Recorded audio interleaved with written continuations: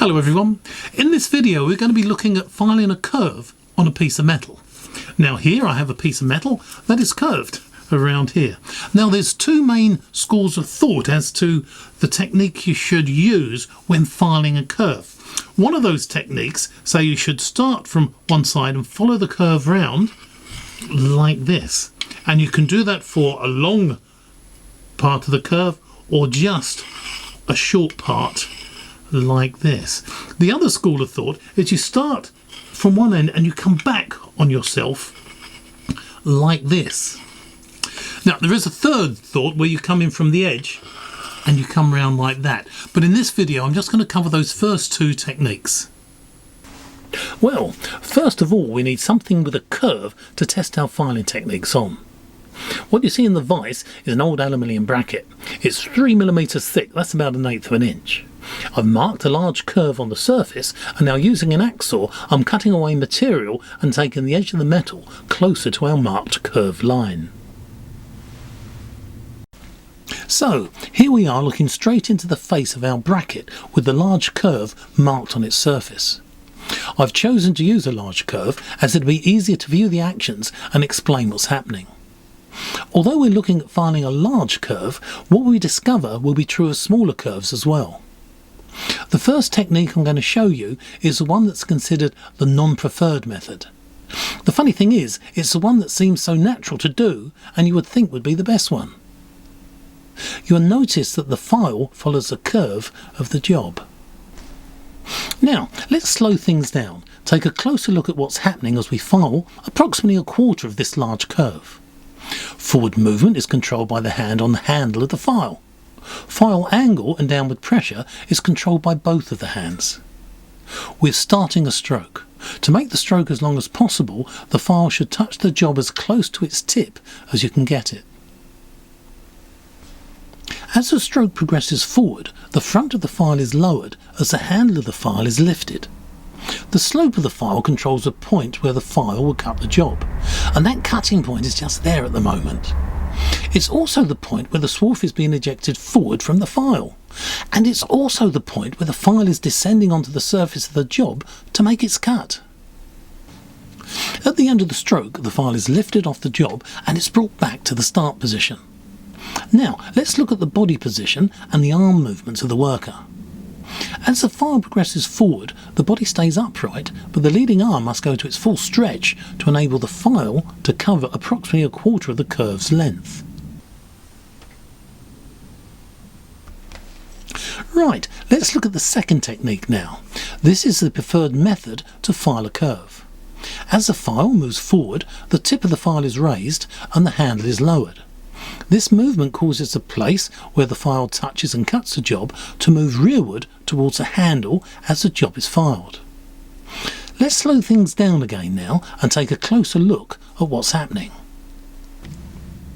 Forward movement is controlled by the hand on the handle of the file. File angle and downward pressure is controlled by both hands.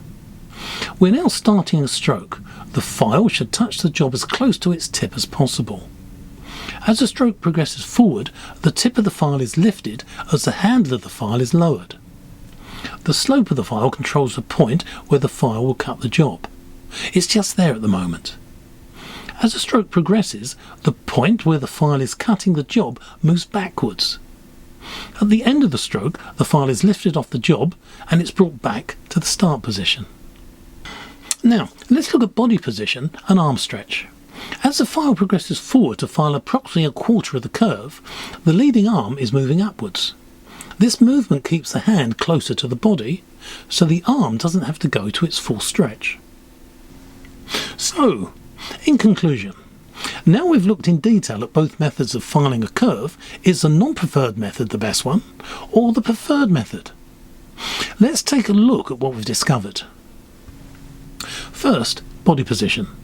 In the non-preferred method, as a forward stroke is made, the forward hand must follow the curve of the job. As the hand moves down, it moves away from the body. This action takes the forward arm to its full stretch. In the preferred method, as the forward stroke is made, the tip of the file is brought up. This action keeps the hand on the tip of that file closer to the body of the worker. If the hand is closer to the worker, this means that the arm doesn't have to stretch so far. So it should be more stable and produce a more accurate job. So, body position. I think this goes to the preferred method. The less you stretch your limbs, the more stable you'll be, and the more stable worker should produce a more accurate and consistent job. Now, how does each method clear the swarf being produced by the file? In the non-preferred method, the swarf being generated by the file is pushed in front of the cut of the file. At that point, because the file is falling following the curve of the job, the file lands on some of the swarf. This causes the efficiency of the cut to reduce. Now, let's look at the preferred method. As the file is pushed forward, the tip of the file lifts. This action causes the area being cut by the file to move rearwards towards the handle of the file. This movement takes the area being cut away from where the swarf is being deposited. Therefore, the swarf cannot affect the efficiency of the file. This, I think, is another win for the preferred method. I must admit, at the beginning of this video, I was expecting obvious and multiple advantages to the preferred method of filing that external curve. Once I started to inspect the slow motion video, I could see that there are differences between the two methods, and I still think the preferred method is the best way to go, but what did surprise me was that it didn't win by as much as I was expecting. I'm sure you have your own views and ideas on this. Please share them in the comments. If you've enjoyed this video, can you please press the thumbs up button? It's really good for the channel and it doesn't cost you a copper penny. Could you do something like this? Of course you can. And with that, this video is at an end. Take care, everybody. I'll see you next time.